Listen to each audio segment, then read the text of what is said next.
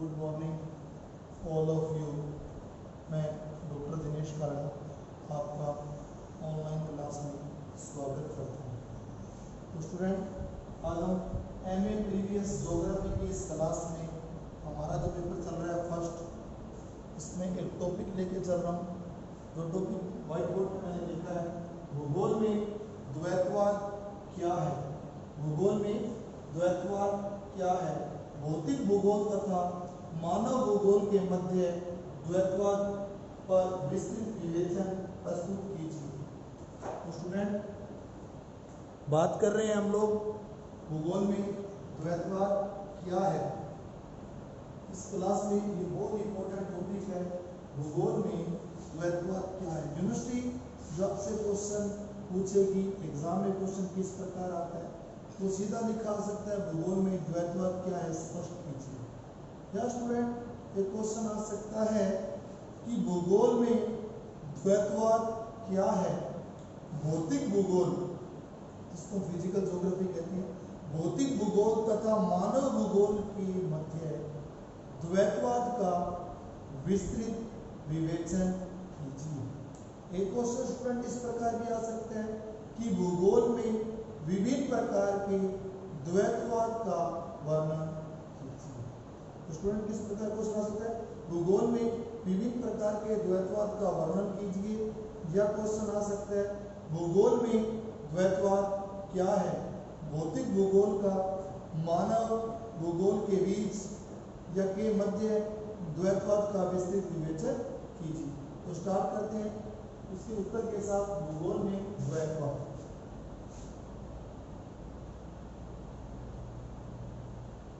भूगोल में द्वैतवाद, बात करते हैं भूगोल में द्वैतवाद की। प्राचीन काल से भूगोल के विभिन्न पक्षों का अध्ययन तथा अनुसंधान किया जा रहा है। प्राचीन काल से ही भूगोल के विभिन्न पक्षों का अध्ययन तथा अनुसंधान किया जा रहा है। नवीन प्रवृत्तियों के समावेश तथा उनके उपरांत भी प्राचीन काल से ही भूगोल के विभिन्न पक्षों का अध्ययन तथा अनुसंधान किया जा रहा है। नवीन प्रवृत्तियों के समावेश तथा उनके उपरांत भी द्वैतवाद के अनेक दशकों से भूगोल में स्वीकार्य एवं प्रचलित रहा है। सर्वप्रथम यूनान के जो लोग थे, यूनानी विद्वानों ने द्वैतवाद की नींव डाली। सर्वप्रथम यूनानी विद्वानों ने द्वैतवाद की नींव डाली, जबकि हिकेटियस ने भौतिक भूगोल पर तथा हेरोडोटस तथा स्ट्रैबो ने मानवीय पक्ष अधिक जोर दिया। सुनिएगा स्टूडेंट, सर्वप्रथम यूनानी विद्वानों ने द्वैतवाद की नींव डाली, जबकि हिकेटियस ने भौतिक भूगोल तथा हेरोडोटस तथा स्ट्रैबो ने मानवीय पक्ष पर अधिक जोर दिया।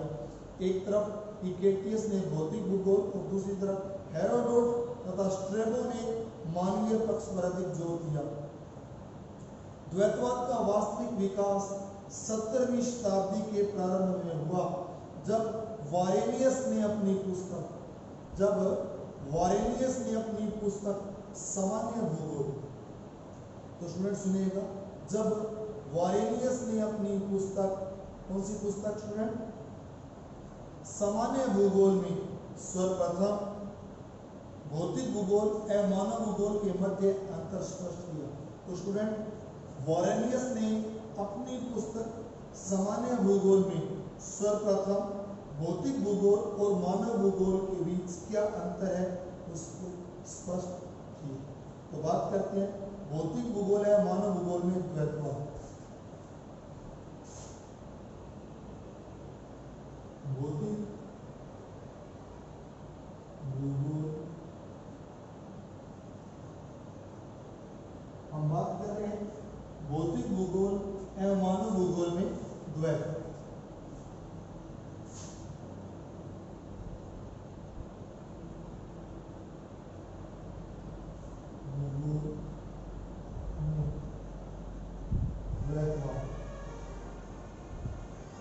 हम बात कर रहे हैं भौतिक भूगोल है मानव भूगोल में द्वैतवाद।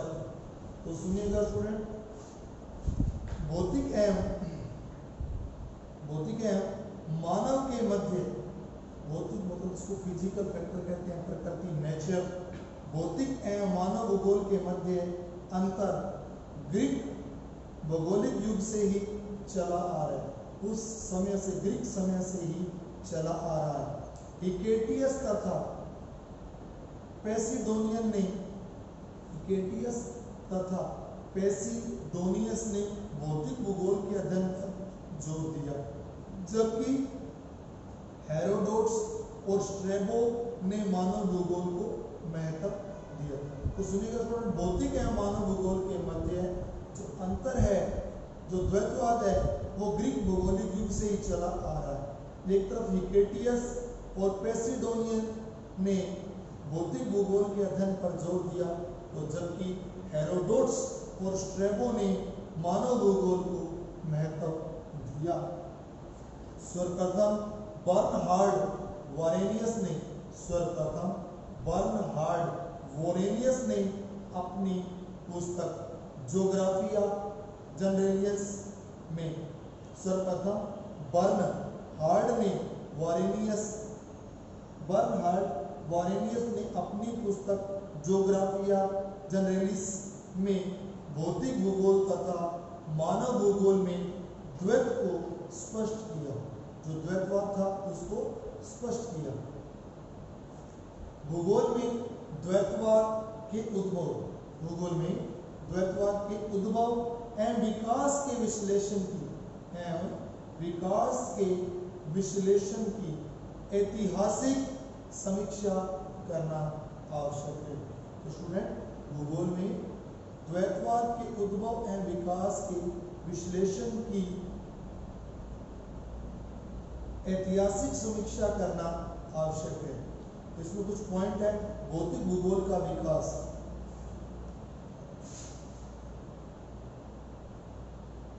भौतिक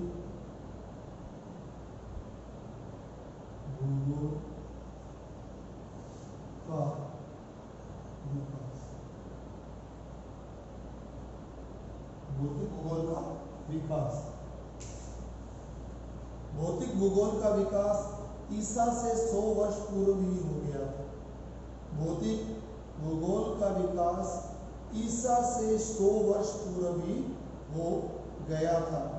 इस दृष्टि से प्रसिद्ध यूनानी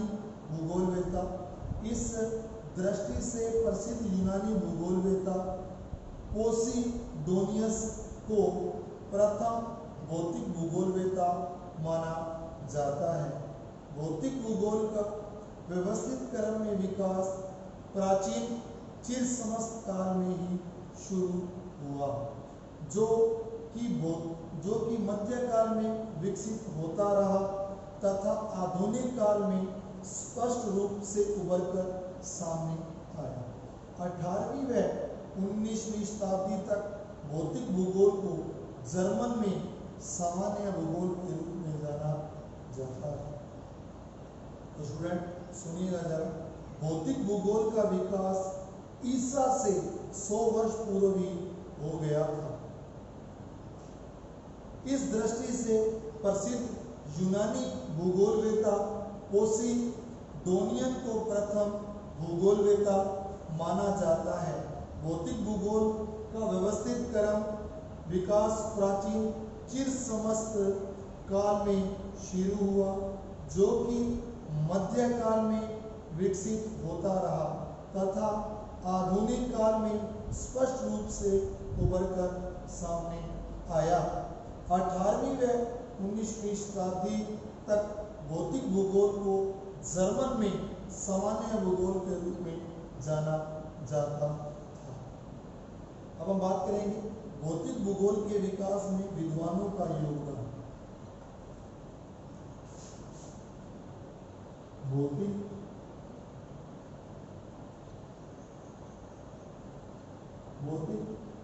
भूगोल के विकास में, भौतिक भूगोल के विकास में विद्वानों का योगदान, ज्योग्राफरों का योगदान। तो भौतिक भूगोल के विकास में विद्वानों का योगदान, भौतिक भूगोल के विकास में विद्वानों का योगदान। तो सर्वप्रथम पेशेल ने भू आकृति विज्ञान के अध्ययन को, जो मोर्फोलॉजी कहते हैं, भू आकृति विज्ञान के अध्ययन को स्पष्ट कर भौगोलिक अध्ययन को इतना अधिक दर्शाया कि पृथ्वी से संबंधित सभी भौतिक विज्ञान, भूगोल विषय में शामिल कर लिए गए। तो स्टूडेंट, सर्वप्रथम पेशेल ने भू आकृति विज्ञान के अध्ययन को स्पष्ट कर भौगोलिक अध्ययन को इतना अधिक दर्शाया कि पृथ्वी से संबंधित सभी भौतिक भूगोल विषय में शामिल कर लिए गए। वॉरेनियस एक ज्योग्राफर हुए हैं, वॉरेनियस, एमुअल कांट तथा हम्बोल्ट आदि ने भी क्रमबद्ध भूगोल का समर्थन किया। वॉरेनियस, कांट महोदय ने, हम्बोल्ट आदि ने भी क्रमबद्ध भूगोल का समर्थन किया। हम्बोल्ट प्रकृति की एकता में विश्वास करता था। तो क्या हुआ स्टूडेंट? हम्बोल्ट प्रकृति की एकता में विश्वास करते थे। इन्होंने सकारण प्राकृतिक प्रारूपों के अंतर संबंधों को स्वीकार किया तथा पृथ्वी के प्राकृतिक भूदृश्यों की सीमाएं निर्धारित की, जिनके कारण उन प्रदेशों के कारण संबंधों का स्पष्टीकरण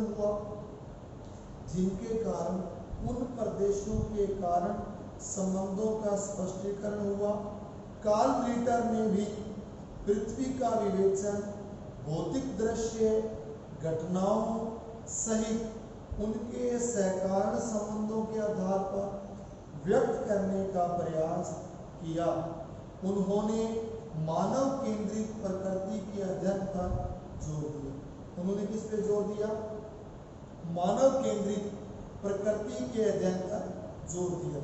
कार्ल रिटर ने भी पृथ्वी का विवेचन भौतिक दृश्यों घटनाओं सहित उनके सहकारण संबंधों के आधार पर व्यक्त करने का प्रयास किया। उन्होंने मानव केंद्रित पृथ्वी के अध्ययन पर जोर दिया। इसके बाद स्टूडेंट हम बात करेंगे मानव भूगोल का विकास। इसकी बात करेंगे स्टूडेंट, मानव भूगोल का विकास। पहले हमने बात की भौतिक भूगोल का विकास, तो हम बात करेंगे मानव भूगोल का विकास। इसका विकास मानव भूगोल का विकास, ह्यूमन ज्योग्राफी का विकास कब हुआ? तो मानव भूगोल का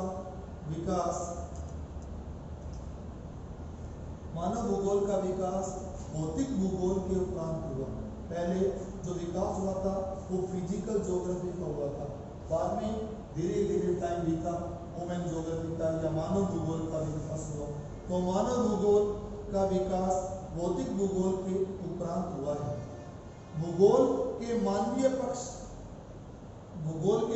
पक्ष को ऐतिहासिक काल से ही उदासीन माना गया। पूर्व मध्यकालीन समय में डी प्लानो तथा मार्क पोलो द्वारा मध्य एशिया तथा चीन के सांस्कृतिक परिवेश का विवरण प्रस्तुत किया गया। क्या किया गया स्टूडेंट? पूर्व मध्य काल में डी प्लानो तथा मार्क पोलो द्वारा मध्य एशिया तथा चीन के सांस्कृतिक परिवेश का विवरण प्रस्तुत किया गया। इसमें मानवीय कार्यों की विवेचना की गई। एक अन्य यात्री विद्वान विलियम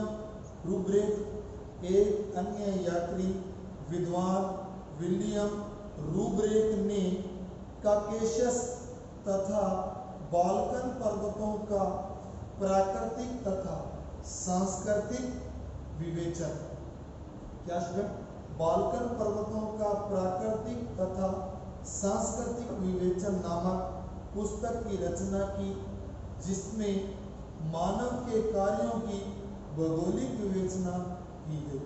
जिसमें मानव के कार्यों की भौगोलिक विवेचना की गई। अरब के भूगोलवेताओं ने भी भूगोल के मानवीय पक्ष पर अधिक प्रकाश नहीं डाला।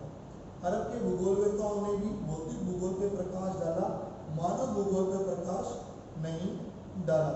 खोजों के काल में कोलंबस, जो खोजों का काल था उसमें कोलंबस, वास्को डी गामा 7वीं शताब्दी से 11वीं शताब्दी या 12वीं शताब्दी तक अंधकार काल में जो खोजें हुई, कोलंबस, वास्को डी गामा तथा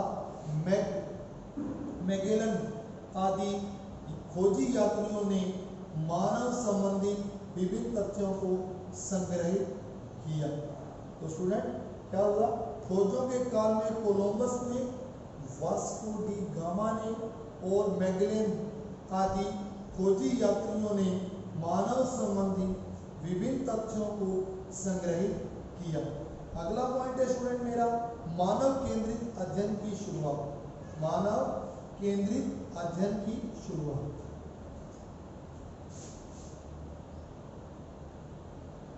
मानव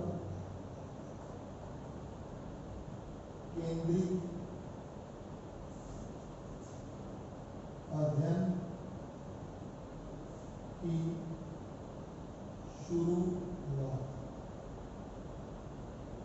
तो स्टूडेंट मानव केंद्रित अध्ययन की शुरुआत।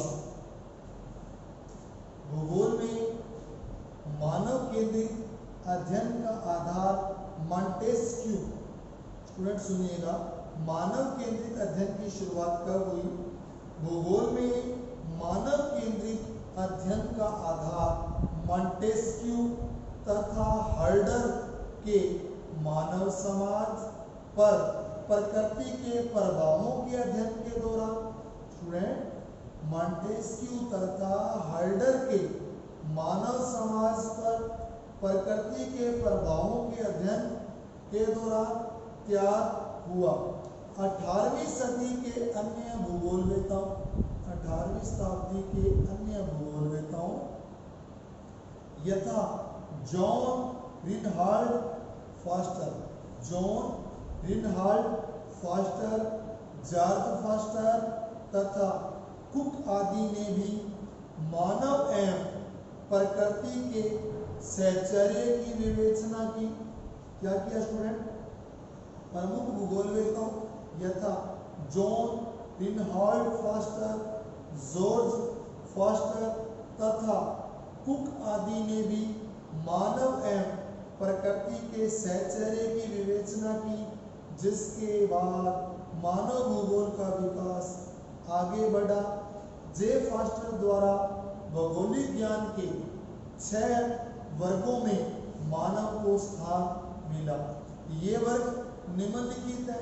पहला पृथ्वी और भूमि, पहला वर्ग पृथ्वी और भूमि, दूसरा महासागर और जल, तीसरा था स्टूडेंट वायुमंडल, चौथा पृथ्वी के परिवर्तन, पांचवा है जीवधारी और उसके बाद है मानव। 18वीं शताब्दी में कांट का झुकाव भौतिक भूगोल की तरफ होते हुए भी 18वीं शताब्दी में कांट का झुकाव भौतिक भूगोल की तरफ होते हुए भी उसके मानव एवं प्रकृति के मध्य संबंधों में विश्वास होने के कारण मानव भूगोल में दार्शनिक भावना का उदय उनकी योग्यता का प्रतिफल है। स्टूडेंट 18वीं शताब्दी में जो जर्मन के ज्योग्राफर थे, उनमें क्या था, उनकी जो शिक्षा प्राकृतिक भूगोल में थी, उन लोगों ने क्या किया, भौतिक भूगोल के बारे में अपने विचार दिए थे। ठीक है स्टूडेंट, लेकिन 18वीं शताब्दी में कांट का झुकाव भौतिक भूगोल की तरफ होते हुए भी उसके मानव एवं प्रकृति के मध्य संबंधों में विश्वास होने के कारण मानव भूगोल में दार्शनिक भावना का उदय उनकी योग्यता का प्रतिफल है। 19वीं शताब्दी में मानव भूगोल को विकसित करने वाले भूगोलवेताओं में, तो स्टूडेंट भूगोल को विकसित करने वाले भूगोलवेताओं में कौन सी सदी में स्टूडेंट, 19वीं शताब्दी में मानव भूगोल को विकसित करने वाले भूगोलवेताओं में हम्बोल्ट, रिटर, रेडजेल, रिच्टहोफेन तथा पेशेल प्रमुख थे। हम्बोल्ट ने मानव को सामान्य भूगोल का अंग माना था। हम्बोल्ट ने मानव को सामान्य भूगोल का अंग माना। हम्बोल्ट ने मानव प्रकृति संबंधों तथा प्रकृति के उन सभी कारकों का जो मानव पर प्रभाव डालते हैं उनका विस्तृत विवेचन किया तथा साथ ही प्रकृति के मानव प्रभाव स्वरूप होने वाली मानवीय अनुक्रिया की भी व्याख्या की।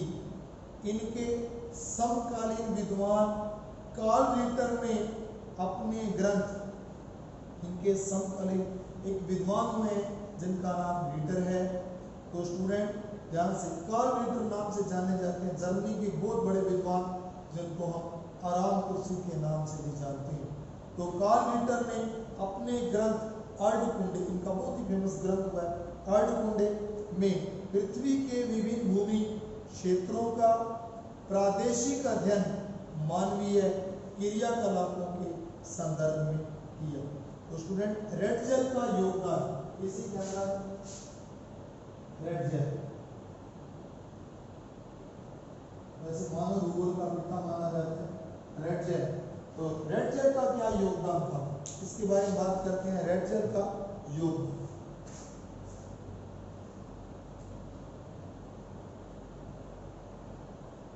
रेडजेल का योगदान, तो सुनिएगा स्टूडेंट रेडजेल का योगदान क्या है। मानव भूगोल में व्यवस्थित क्रम में संगठित करने का कार्य, मानव भूगोल को व्यवस्थित क्रम में संगठित करने का कार्य प्रसिद्ध जर्मन भूगोलवेता फ्रेडरिक रेडजेल ने किया। इन्होंने भूगोल में सर्वप्रथम प्रादेशिक दृष्टिकोण से हटकर व्यवस्थित विधि मानव का अध्ययन किया, अतः इनको मानव भूगोल का जन्मदाता कहा जाता है। स्टूडेंट रेडजेल को मानव भूगोल का जन्मदाता कहा जाता है। रेडजेल ने डार्विन के विकासवादी सिद्धांत के आधार पर, रेडजेल ने डार्विन के विकासवादी सिद्धांत के आधार पर मानव का अध्ययन कर मानव भूगोल को वैज्ञानिक आधार पर किया। रेडजेल ने ही पर्यावरण निश्चयवाद का प्रतिपादन किया। रेडजेल ने क्या किया? पर्यावरण निश्चयवाद का प्रतिपादन किया। इन्होंने मानव पर्यावरणीय एवं प्रकृति के साहचर्य के बारे में अपने ग्रंथ मानव भूगोल में किया। सन 1891 में प्रकाशित इनके दूसरे खंड में मानव अधिवासों का प्रवास तथा सांस्कृतिक लक्षणों के प्रसार का विवरण प्रस्तुत किया गया। तो स्टूडेंट रेडजेल को हम मानव भूगोल का जन्मदाता मानते हैं। रेडजेल का जो योगदान था वो मानव भूगोल में काफ़ी है। तो स्टूडेंट रेडजेल का जो योगदान है उसको भुलाया नहीं जा सकता। मानव भूगोल में एक बड़ा नाम रेडजेल जो जन्मदाता माने जाते हैं जो मानव भूगोल। उसके बाद कुमारी सैम्पुल का योगदान, सैम्पुल का योगदान। तो स्टूडेंट सैम्पुल का क्या योगदान था? रेडजेल की शिष्या अमेरिकन भूगोलवेता Ellen Churchill Semple. Ratzel की शीशियां अमेरिकन भूगोलवेत्ता एलन चर्चिल सैंपल ने भी मानव भूगोल के विकास में योगदान दिया। मानव भूगोल के विकास की इस पृष्ठभूमि पर फ्रांसीसी भूगोलवेत्ताओं ने बहुत कार्य किए। यहीं से भौतिक एवं मानव भूगोल के मध्य मानव भूगोल के मध्य द्वैतवाद स्पष्ट रूप से शुरू हुआ।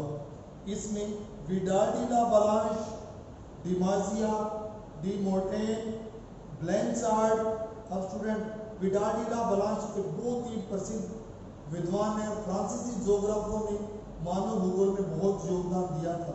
तो इसमें विडाल डी ला बलांश, डिमाजिया जैसे ज्योग्राफर, डी मोर्टेन, ब्लैंचार्ड, डी पुतिन्स तथा जीन गोल्डमैन आदि भी प्रमुख भूमिका रही।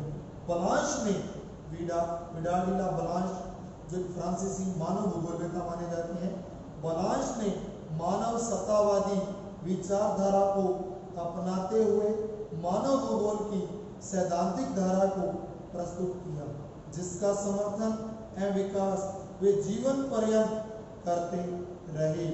जीन बुश ने मानव भूगोल का वर्गीकरण मानवीय तथ्यों के आधार पर किया। डिमाजिया ने मानव भूगोल को सरल रूप में परिभाषित करके उनमें दार्शनिकता का समावेश किया। इसके अलावा हैटिंगटन, लिपले, गिडिज आदि विद्वानों ने मानवीय पक्ष पर जोर दिया। अब बात करेंगे द्वैतवाद के दृष्टिकोण।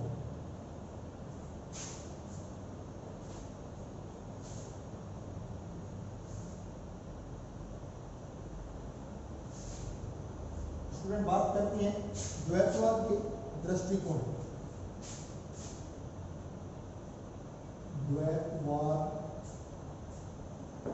के दृष्टिकोण स्टूडेंट कैसा दृष्टिकोण होगा? द्वैतवाद के दृष्टिकोण की बात करेंगे। इसमें स्टूडेंट भौतिक भूगोल तथा मानव भूगोल के विकास की दृष्टिगत करने पर स्पष्ट है कि भौतिक भूगोल को मानव की नींव के रूप में जाना जाता है। भौतिक भूगोल को मानव या भौतिक भूगोल को भूगोल की नींव के रूप में जाना जाता है। वुलरिच तथा इस्ट ने स्पष्ट किया कि भूगोल की नींव भौतिक भूगोल पर आधारित है। कुछ दृष्टिकोण इस रूप से स्पष्ट होते हैं। पहला, भूगोल को भौतिक तथा मानव भूगोल के रूप में विभक्त करना। इस दृष्टिकोण के अनुसार भूगोल शास्त्रियों भौतिक भूगोल तथा मानव भूगोल में विभाजित कर का प्रमुख आधार इनकी विधि तंत्र की भिन्नता को मानते हैं। इनके अनुसार भौतिक भूगोल में भौतिक परिघटनाओं का अध्ययन किया जाता है। इन परिघटनाओं का विशेष अध्ययन भूआकृति विज्ञान, जलवायु विज्ञान, मौसम विज्ञान, जल विज्ञान तथा समुद्र विज्ञान आदि है। इसके बाद स्टूडेंट भौतिक भूगोल को मानव भूगोल से अलग करने वाले विद्वानों का कहना है कि इसमें मनुष्य के सहयोग के बिना प्रकृति समय कार्य करती है। मानव भूगोल का विषय क्षेत्र मानवीय क्रियाकलापों तक ही सीमित हो गया है। यह माना जाता है कि मनुष्य प्रकृति को एक सीमा तक अपने अनुकूल परिवर्तित करता है। भूगोल को दो वर्गों में विभाजित करना अनुचित है। नंबर 2, भूगोल को दो वर्गों में विभाजित करना क्या है स्टूडेंट? अनुचित है। द्वितीय वर्ग के भूगोलवेत्ता इस विभाजन को पूर्णतः अस्वीकार करते हैं। उनके मतानुसार मानव भूगोल की कुछ शाखाएं तो प्राकृतिक कारकों से पूरी तरह संबद्ध है। इसमें आर्थिक व कृषि भूगोल मुख्य है। इतना ही नहीं, समय मानव भी, जो कि मानव भूगोल का मुख्य अंग है, प्राकृतिक कारकों से इस सीमा तक प्रभावित होता है। लास्ट स्टूडेंट पॉइंट, भूगोल का समग्र अध्ययन आवश्यक है। भूगोल को हम दो भागों में विभाजित करके अध्ययन नहीं कर सकते, समग्र अध्ययन करना आवश्यक है। भूगोल के भौतिक तथा मानव भूगोल के मध्य विभाजन का अध्ययन करने के उपरांत स्पष्ट हुआ कि भूगोल का समग्र अध्ययन किया जाए तो अलग अस्तित्व व महत्वहीन हो जाएगा। भूगोल में भौतिक तथा मानवीय दोनों पक्षों का अध्ययन सम्मिलित रूप से किया जाना चाहिए। तो स्टूडेंट मेरा आज का जो टॉपिक था भूगोल में द्वैतवाद क्या है यही समाप्त होता है। मिलते हैं अगली क्लास में। आशा करता हूँ कि आपको ये टॉपिक समझ आया होगा। तो मिलते हैं अगली क्लास में, तब तक के लिए नमस्कार।